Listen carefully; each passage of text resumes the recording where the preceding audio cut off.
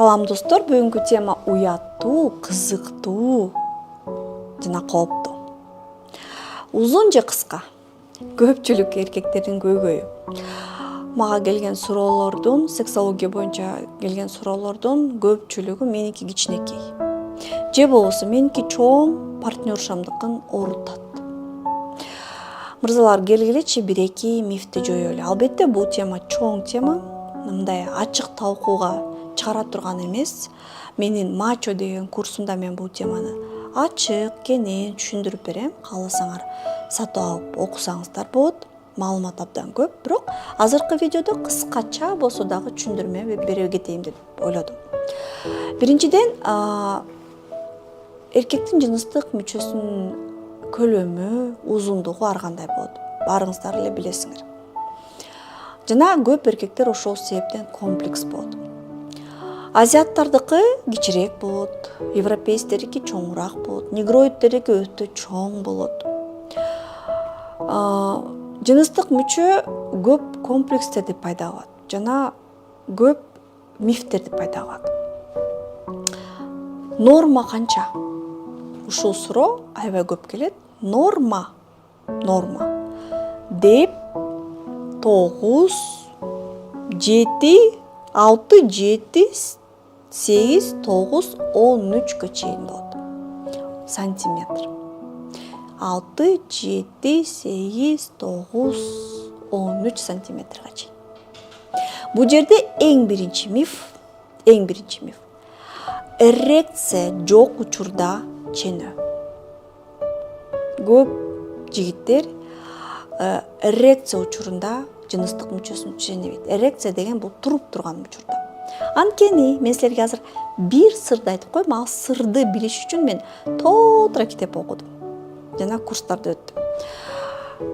Кичинекей жыныстык мүчө 5 сантиметр, 6 сантиметр шишигенде, турганда чоң жыныстык мүчөгө караганда көбүрөөк шишип чоңоет. Ошол сырды билчү белеңер.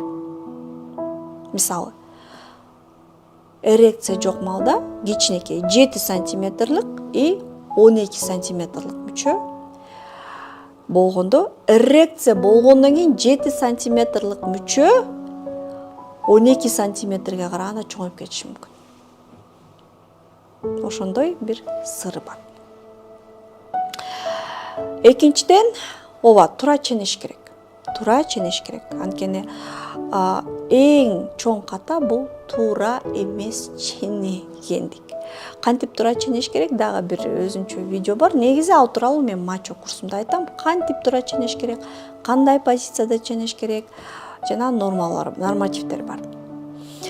Экинчи, чоң кичинекей деп жаман катуу ойлоносуңар, бири-бириңер менен атаандашасыңар, а бирок чындыгында аялга бул маанилүү. Бир видеомдо мен доктор Манолов экөөбүз тамашалуу видео тартканбыз. Мен маанилүү дегем. Доктор Манолов маанилүү эмес деген. Азыр мен Манолов менен макулмун. Маанилүү эмес. Бирок маанилүү.